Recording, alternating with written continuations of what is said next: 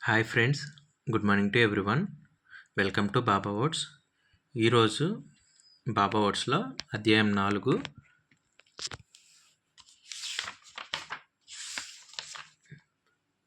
మసీదులో దుని ఈ అధ్యాయానికి సంబంధించి కొన్ని ముఖ్యమైన బాబా చెప్పిన మాటల గురించి తెలుసుకుందాము. బాబా ఒకానొక సందర్భంలో ఇలా అంటున్నారనమాట. ఏమంటున్నారంటే, మూఢాచారం కాలిపోతుంది శ్యామ. ఈ లోకంలో నుంచి మూఢాచారాలన్నీ శాశ్వతంగా కాలి బూడిదైపోయేంత వరకు ఈ దుని అవిచ్ఛిన్నంగా మండుతూనే ఉంటుంది. ఈ ద్వారకామాయిలో వెలిగిన ఈ దునిలోని ఊదియే జీవులకి సంజీవని ప్రసాదం. మరొకసారి రిపీట్ చేస్తున్నాను. మూఢాచారం కాలిపోతోంది శ్యామ. ఈ లోకంలో నుంచి మూఢాచారాలన్నీ శాశ్వతంగా కాలి బూడిదైపోయేంత వరకు ఈ దుని అవిచ్ఛిన్నంగా మండుతూనే ఉంటుంది. ఈ ద్వారకామాయిలో వెలిగిన ఈ దునిలోని ఊదియే జీవులకి సంజీవని ప్రసాదం. ఓకే, సో దీన్ని బట్టి మనకి ఇక్కడ ఏమర్థమవుతుంది? ఈ సంభాషణ అనేది బాబాకిను శ్యామకి మధ్యలో జరుగుతుంది. శ్యామతో బాబా చెప్తున్నారు, మూఢాచారం కాలిపోతుంది. ఈ లోకంలో నుంచి మూఢాచారాలన్నీ శాశ్వతంగా కాలి బూడిదైపోయేంత వరకు ఈ దుని అవిచ్ఛిన్నంగా మండుతూనే ఉంటుంది. అంటే ప్రజెంటు మనం బాబా గుళ్ళో ఎక్కడైనా దుని చూస్తూ ఉంటాం కదా, షిరిడీలో కూడా దుని వెలిగిస్తూ ఉంటారు కదా. బాబా చెప్పిన దాని ప్రకారం ఏంటంటే, ఈ లోకంలో నుంచి మూఢాచారాలన్నీ శాశ్వతంగా కాలి బూడిదైపోయేంత వరకు దుని అవిచ్ఛిన్నంగానే మండుతూనే ఉంటుంది. ఈ దుని అంటే షిరిడీలో బాబా వెలిగించిన దుని, అది ఎప్పుడు మండుతూనే ఉంటుంది. Okay, right, very good. ఈ ద్వారకామాయిలో వెలిగిన ఈ దునిలోని ఊదియే జీవులకి సంజీవని ప్రసాదం. అంటే ఆ సిచ్యువేషన్కి ఎక్కడ అప్పుడే కదా బాబా దుని స్టార్ట్ చేశారు. సో అందుకని ద్వారకామాయిలో బాబా దుని స్టార్ట్ చేశారు కాబట్టి ఈ దునిలోని ఊదియే జీవులకి సంజీవని ప్రసాదం అన్నారు. సో బాబా చెప్పారు కాబట్టి ఆ దుని నుండి వచ్చిన విభూతి ద్వారా సంజీవని లాంటి అద్భుతాలు జరుగుతాయి. సంజీవని ప్రసాదం. ఓకే, నాకైతే క్లియర్గా అర్థమైంది బాబా ఏ ఉద్దేశంతో చెప్పారు, ఏం చెప్పారు అనేది నాకు స్పష్టంగా అర్థమైంది. Thank you. ఓకే, ఇప్పుడు సిచ్యువేషన్లోకి వెళ్ళిపోదాం. అసలు ఏంటి, ఏ సందర్భంలో ఏం చెప్పారు అనేది తీసుకుందాం. సందర్భం ఏంటంటే ఇక్కడ బాబా షిరిడీలో ఫస్ట్ టైము బాబా దుని వెలిగించిన సిచ్యువేషను. టైటిల్ చెప్పారు కదా, మసీదులో దుని. అసలు అక్కడ దుని వెలిగించాల్సిన అవసరం ఎందుకు ఏర్పడింది? కొంచెం మనకి ఫ్లాష్ బ్యాక్లోకి వెళ్తే అక్కడ ఏం జరిగిందంటే, మహల్సాపతి ఉన్నాడు కదా, మహల్సాపతి బాబాకి చెప్పుకుంటున్నాడు.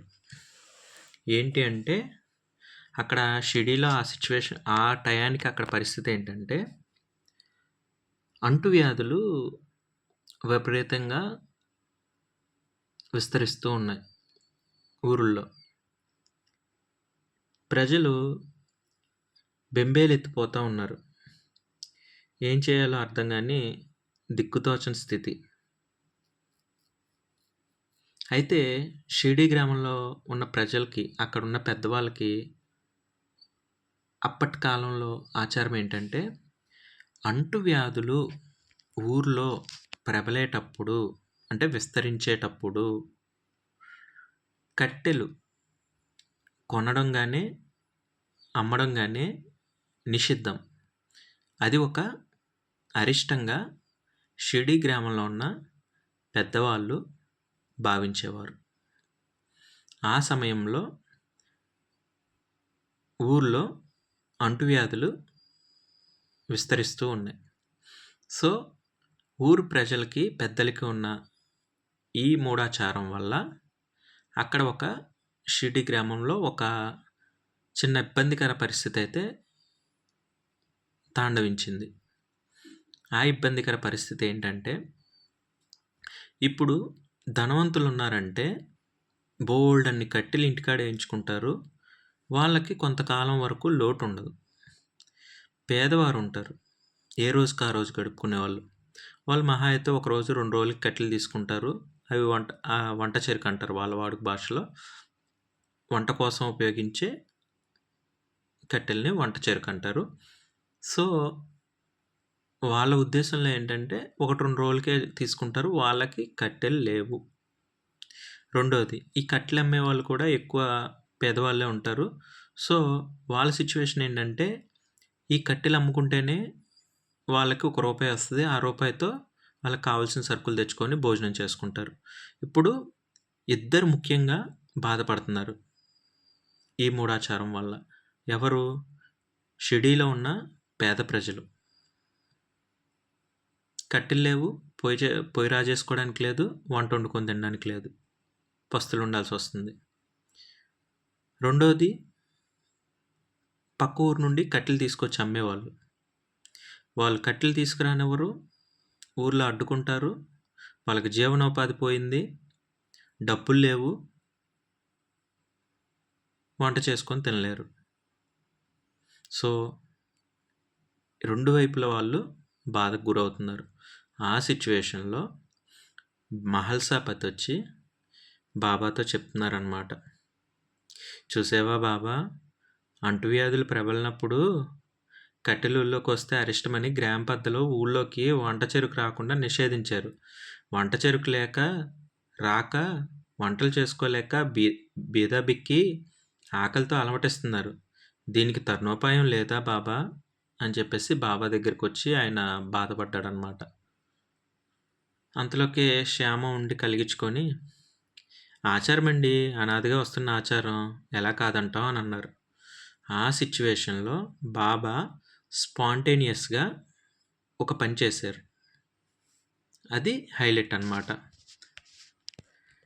బాబా ఏం చేశారంటే,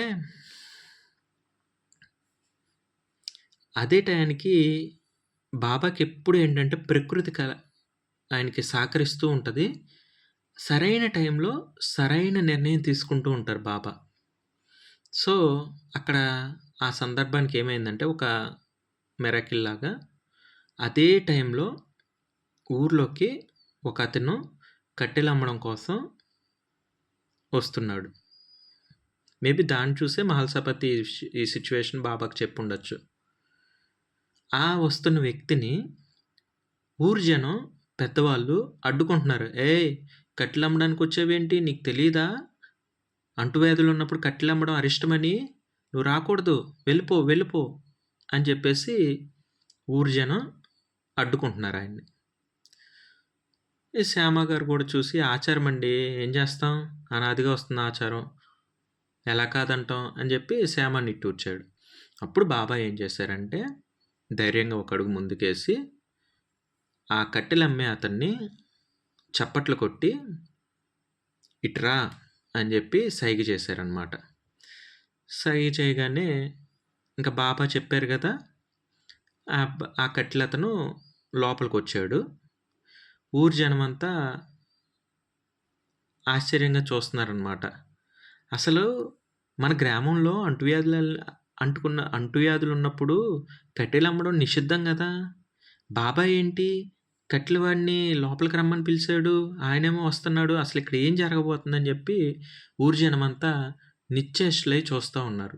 అసలు ఏం జరుగుతుంది ఇక్కడ అంటే, ఊరు జనమంతా కాకపోయినా ఆ సరౌండింగ్స్‌లో ఆ కట్టెలవాడిని అడ్డుకున్న వాళ్ళైనా, ఇక్కడేమో మహల్సాపతి, శ్యామ. వింతగా చూస్తున్నారు అసలేం జరుగుతుంది? బాబాయ్ ఎందుకు రమ్మన్నారని.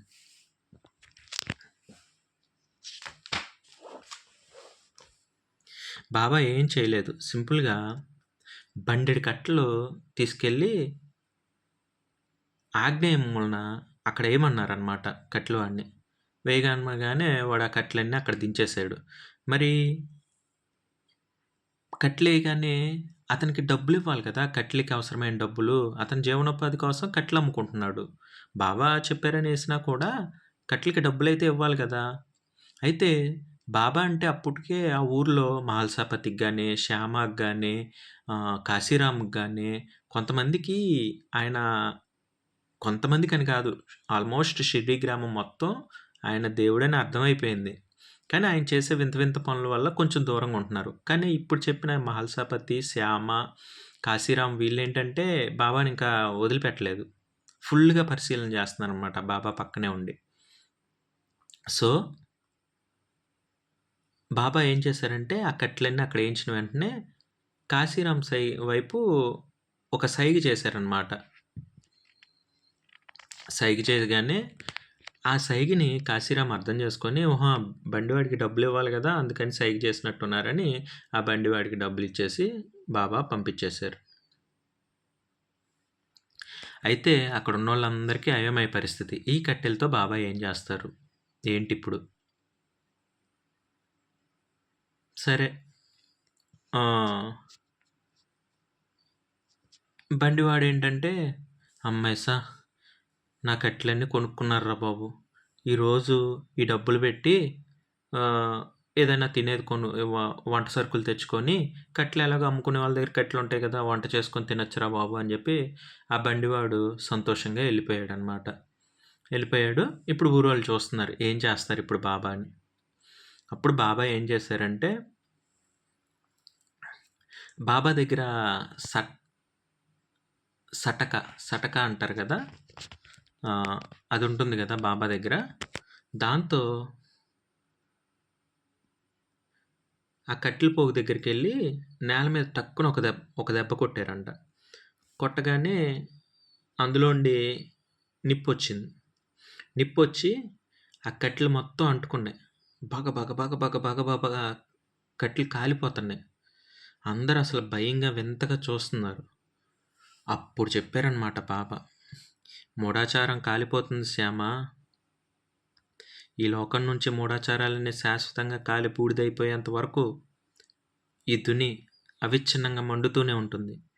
ఈ ద్వారకామాయలో వెలిగిన ఈ దునిలోని ఊదియే జీవులకి సంజీవని ప్రసాదం అన్నారు బాబా.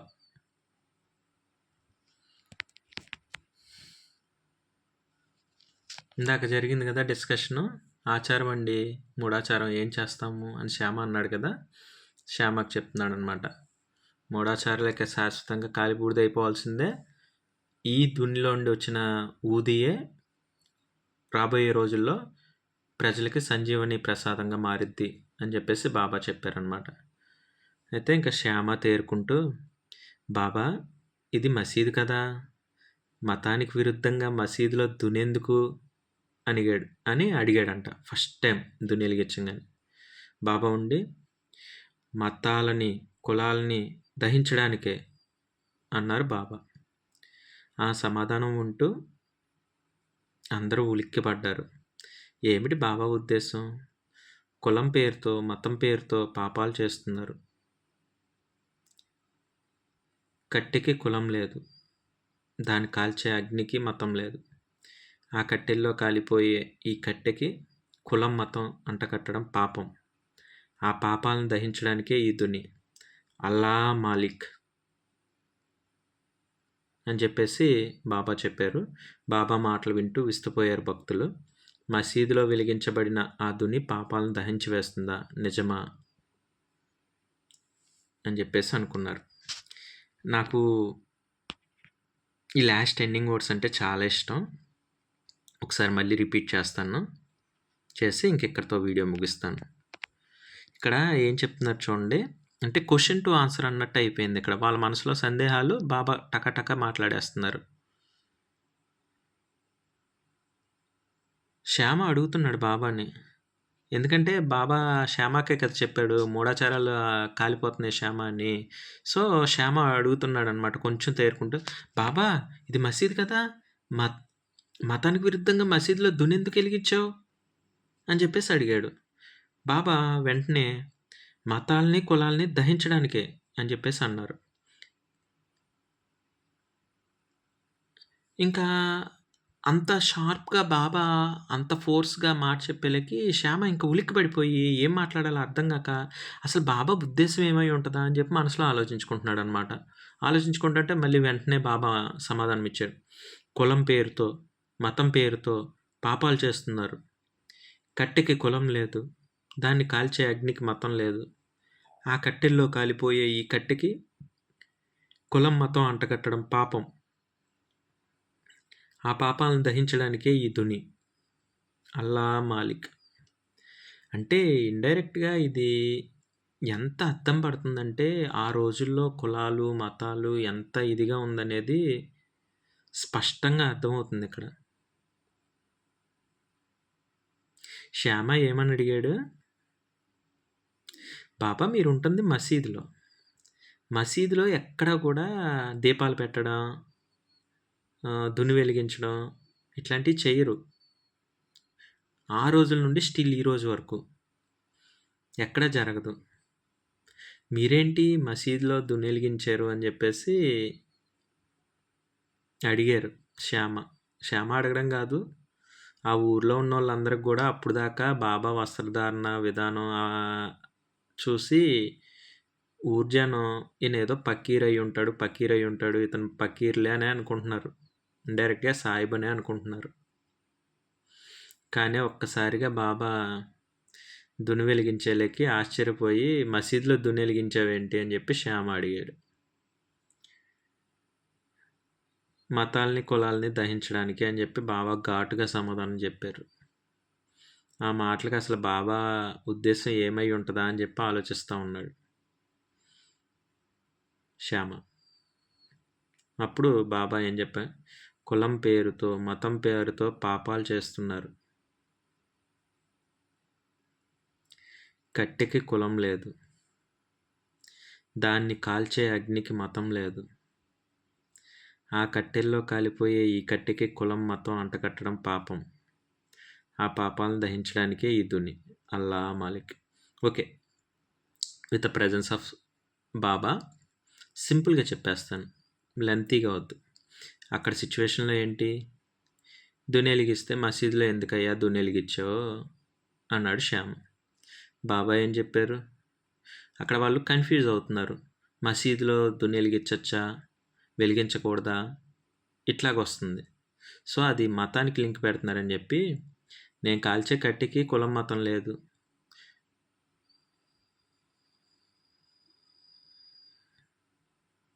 ఆ కట్టెలను కాల్చే అగ్నికి కులం మతం లేదు. ఈ కులాలు మతాలు పేర్లు పెట్టుకొని పాపాలు చేయడం ఎందుకు అని చెప్పేసి బాబా సింపుల్గా చెప్పారనమాట. ఇలాంటి పాపాలు జరగకుండా చూడ్డానికే ఈ దుని. అల్లా మాలిక్, అల్లాయే యజమాని అని చెప్పేసి బాబా చెప్పారు. ఓకే ఫ్రెండ్స్, ఇది ఈ సిచ్యువేషన్ ఇలా జరగడానికి కారణం ఏంటో ఒక్క మాట చెప్పి, నాకు తెలిసిన మాట చెప్పి ఈ వీడియోని ఇక్కడితో ముగిస్తాను. విషయం ఏంటంటే, రీసెంట్గా మనం బాబా ఓట్స్లో ఒక సిచ్యువేషన్ చూసాం. చాలా ముఖ్యమైన ఘటన షిరిడీలో పబ్లిక్గా అందరి ముందు జరిగింది. ఏంటి అంటే, బాబా చూస్తే సామాన్య వ్యక్తిలాగా ఉన్నాడు, నార్మల్గా అందరిలా తిరుగుతున్నాడు, ఇతనికి మనం ఫ్రీగా నూనె ఎందుకు ఇవ్వాలి అని చెప్పేసి వాళ్ళందరూ బాబాకి ఇవ్వం పో అంటూ వచ్చారు. బాబా ఒక అద్భుతంలాగా ఆయన నోట్లో నీళ్ళు పోసుకొని ఆ నీళ్ళతో పుక్కిలిచ్చి మళ్ళీ జగ్లోకి తీసుకొని ఆ నీళ్లు దీపాల కింద పెట్టి వెలిగిస్తే దీపాలు వెలిగినాయి. ఆశ్చర్యంగా అందరూ వచ్చి చంపలేసుకొని మమ్మల్ని క్షమించు బాబా అని చెప్పేసి చెప్పారు. నీటితోనే మీరు దీపాలు వెలిగించారు, మీరు సామాన్యమైన వ్యక్తి కాదు అని చెప్పేసి. సో అక్కడున్న రోజులు బట్టి, ఆ సిచ్యువేషన్స్ని బట్టి బాబా అలాంటి సందర్భానికి తగ్గట్టుగా అలాంటి అద్భుతం చేయడం జరిగింది. సో ఇది కూడా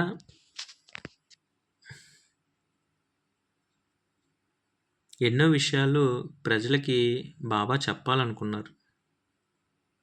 అది మీకు రాబోయే ఎపిసోడ్స్లో, అధ్యాయాల్లో, ముందు ముందు వీడియోస్లో క్లియర్గా తెలుస్తుంది. అదైతే నేను స్పష్టంగా చెప్పగలను. నేను ఎప్పుడు చెప్తున్నాను, ఆల్రెడీ ఈ పుస్తకం నేను 3 సార్లు చదివాను. 4వసారి బాబా వర్డ్స్, అధ్యాయాలు అందరికీ అర్థం అవ్వాలి అని చెప్పేసి వీడియోస్ చేయడం జరుగుతుంది. సో రాబోయే ఎపిసోడ్స్లో ముందుగా మనం తెలుసుకునేది ఏంటంటే, బాబాని ఎక్కువ మంది ఎంత జరుగుతున్నా, ఎన్ని అద్భుతాలు జరుగుతున్నా, ఆయన పంచభూతాలు ఆయన చేతిలో కంట్రోల్లో ఉన్నా, ఆయన ఎంతో జ్ఞానం బోధిస్తున్నా, ఆయన్ని పిచ్చివాడు అన్న దగ్గర నుండి, వైద్యుడు అన్న దగ్గర నుండి, దేవుడు అనే దాకా ఆరాధిస్తూ ఉన్న జనాలకి మాత్రం లోపల లోపల లోపల లోపల లోపల లోపల ఉండిపోయింది, ఈ బాబా దగ్గరికి నేను ఎందుకు రావాలి, ఈయన ఎవరు, ఈయన ముస్లిమా, హిందువా అని చెప్పేసి జనాలు కన్ఫ్యూజ్ అవుతూనే వచ్చారు. బాబా డిఫరెంట్ సిచ్యువేషన్స్లో ఎన్నోసార్లు చెప్పారు, నేను కులమతాలకు అతీతం, మీరు నమ్ముకునే ఏ దేవుడైనా కూడా నాలో కనిపిస్తాడు, నన్ను నమ్మి చూడండి అని చెప్పేసి. సో బాబా కులమతాలకైతే అతీతము, అది రాబోయే అధ్యాయాల్లో తెలుస్తుంది.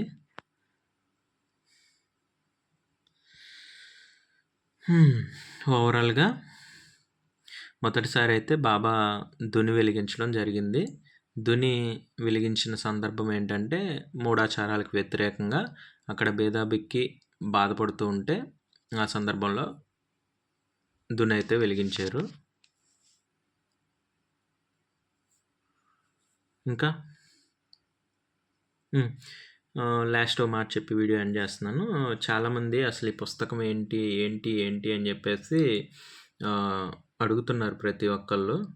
ఈ పుస్తకం వచ్చేసి నేను మేబీ 2007 or 2008 ఆ టైంలో జాబ్ సెర్చింగ్లో ఉన్నప్పుడు, ఇంజనీరింగ్ పూర్తయిపోయి నేను ఒక బుక్ ఎగ్జిబిషన్కి వెళ్ళినప్పుడు అక్కడ పుస్తకాల్లో నాకు ఈ పుస్తకం అనేది కనిపించిందనమాట. నాకు బాబా అంటే చాలా ఇష్టం.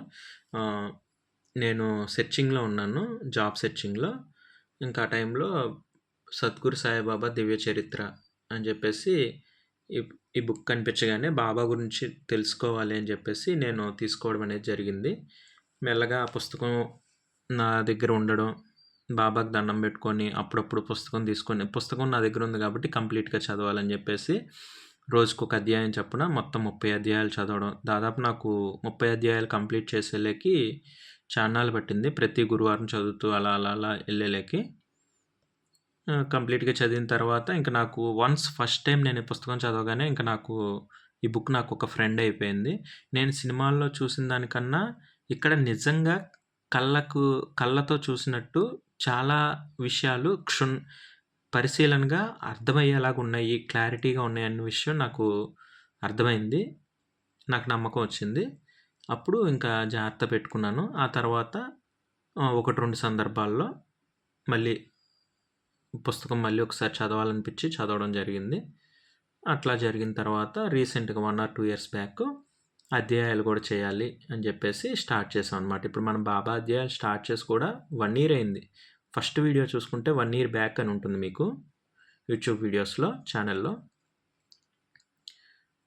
ఓకే ఫ్రెండ్స్, అది ఇప్పుడు మీరు ఎక్కడైనా బుక్ స్టోర్లో కానీ ఎక్కడైనా దొరకచ్చు మీకు. ఎంక్వైరీ చేస్తే ఆన్లైన్లో మాత్రం బుక్ అవైలబుల్ లేదని చూపిస్తుంది, అవుట్ ఆఫ్ స్టాక్ అని చూపిస్తుంది. ఓకేనా? ఓకే ఫ్రెండ్స్, నెక్స్ట్ బాబా వర్డ్స్లో మళ్ళీ కలుసుకుందాం. Thank you God for everything.